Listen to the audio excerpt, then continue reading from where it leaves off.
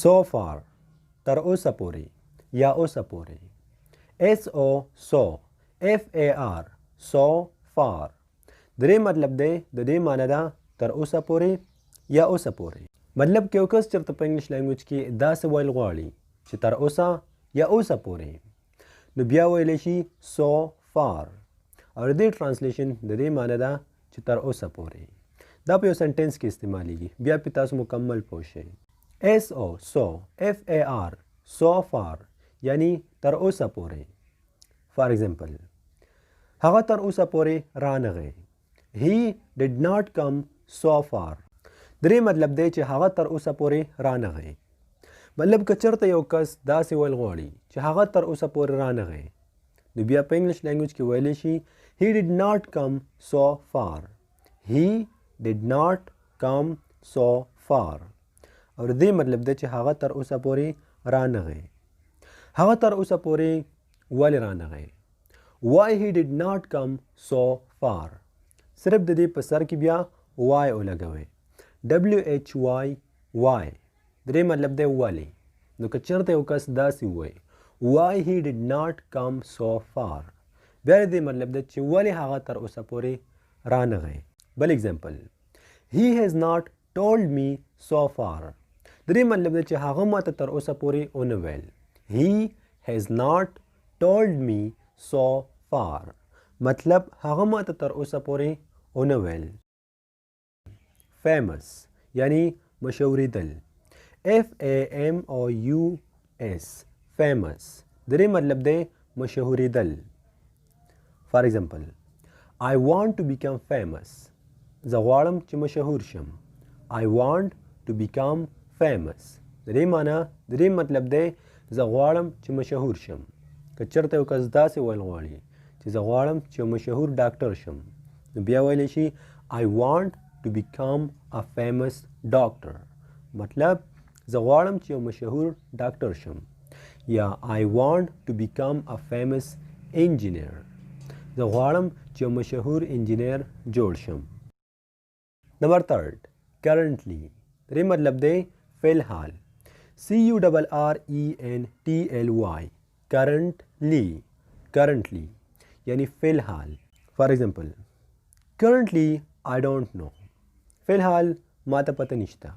که یو کس چېرته په انګلیش لینګویج کې داسې ویل غواړي چې فی الحال ماته پته نشته فی الحال ماته څه معلومات نشته نو بیا ویلی شي currently I don't know. څنګه چې ما تاسو ته په مخکې ویډیوز کې ویلي وو چې I don't know درې مطلب دی زه نه پوهېږم ماته پته نشته.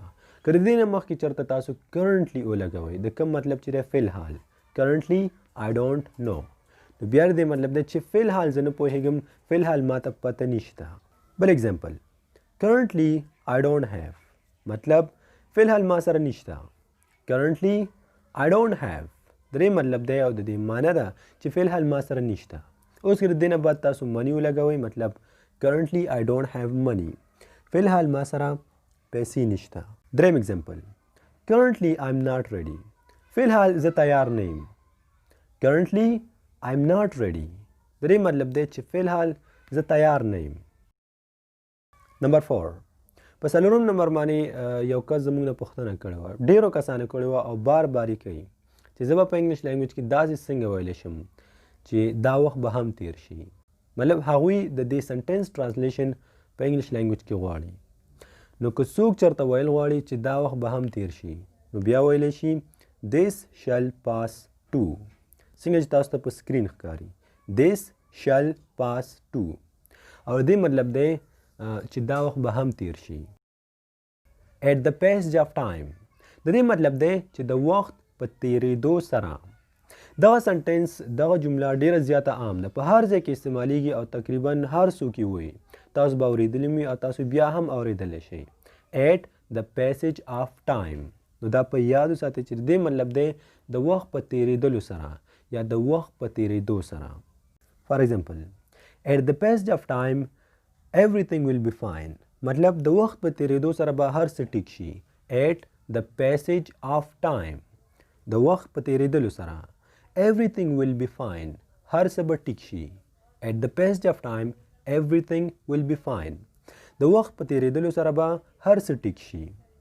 نمبر 2 دویم ایگزامپل at the passage of time you will get to know د وخت په تیریدلو سره به تاته پته ولګي د وخت په تیریدلو سره به ته پوه شي at the passage of time you will get to know at the passage of time څنګه چې ما تاسو ته ویل د دې مطلب دی د وخت په تیریدلو سره you will get to know ته به پوه شي مطلب د وخت په تیریدلو سره به تاته پته ولګي د وخت په تیریدلو سره به ته پوه شي quite a bit لږ ډېر څنګه چې موږ په پښتو کې وایو لږ ډېر همدغه رنګې په انګلیش لینګویج کې ویل کېږي quite a bit مطلب د quite a bit مطلب دی که تاسو چېرته هم واورئ که د چا نه هم واورئ quite a bit نو د دې مطلب دی لږ ډېر فار ایگزامپل I can speak English but quite a bit مطلب زه انګلیش لینګویج ویلی شم خو لږ ډېر یو نیم کس داسې وایي I can speak English مطلب زه انګلیش لینګویج ویلی شم but خو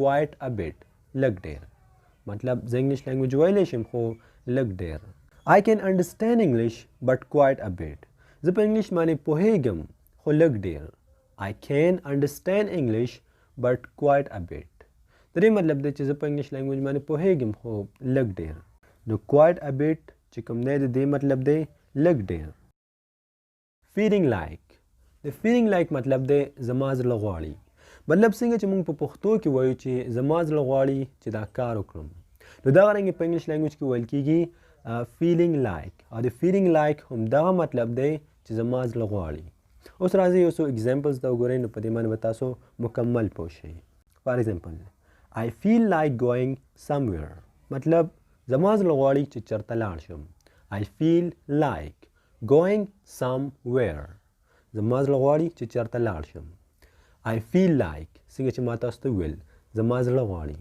going somewhere چې چېرته لاړ شم I feel like eating something زما زړه غواړي چې څه وخورم I feel like eating something د دې مطلب دی چې زما زړه غواړي چې څه وخورم keep an eye on my motorcycle زما موټرسایکل ته لږ ګوره څنګه چې موږ په پښتو کې چاته وایو چې زما موټرسایکل ته لږ ګوره یا زما په سایکل باندې لږ خیال کوه ګاډی او که هر څه وي نو دغه رنګې په انګلیش لینګویج کې ویل کېږي keep an eye د هغې نه بعد به بیا د هغه څه نوم واخلئ څه چې تاسو یادوئ د څه طرف ته چې اشاره کوئ مطلب که یو کس په انګلیش لینګویج کې چاته دا ویل غواړي چې زما موټرسایکل باندې لږ خیال کوه یا زما موټرسایکل ته لږ ګوره اکثر لمونږ چې کله بازار ته لاړ شو یا بل چېرته لاړ شو نو موږ خامخا چاته خپل موټرسایکل سایکل ګاډی وغیره دا حواله کوو نو په هغه ځای کې دا سنټینس بیا ډېر زیات ضروري وي چې زما د ګاډي موټرسایکل وغیره ته لږ ګوره یا په دې باندې لږ خیال ساته په انګلیش لینګویج کې ویل کېږي keep an eye on my motorcycle زما موټرسایکل باندې لږ خیال کوه یا زما موټرسایکل ته لږ ګوره keep an eye on my car زما ګاډي ته لږ ګوره keep an eye on my cycle زما سایکل ته لږ ګوره ask پوښتنه کول ask ask د دې مطلب دی د دې معنی ده د چا نه پوښتنه کول فار ایگزامپل why you didn't ask me تا ولې زما نه پوښتنه ونه کړه why you didn't ask me د دې مطلب دی د دې معنی ده چې تا زما نه ولې پوښتنه ونه کړه why you didn't ask me تا زما نه ولې پوښتنه ونه کړه you should have asked me تا ته پکار و چې زما نه دې پوښتنه کړې وې you should have asked me تا ته پکار و چې زما نه دې پوښتنه کړې وې I will ask him زه به له هغه نه پوښتنه وکړم I will ask him زه به له هغه نه پوښتنه وکړم responsibility یعنی ذمہواری یا ذمہداری فار ایگزامپل this is your responsibility not mine د دې مطلب ده چې دا ستا ذمہواري ده زما نه this is your responsibility not mine د دې مطلب دی د دې معنی نه چې دا ستا ذمہواري ده دا ستا ذمہداري ده زما نه نو responsibility ویل کېږي ذمہواري ته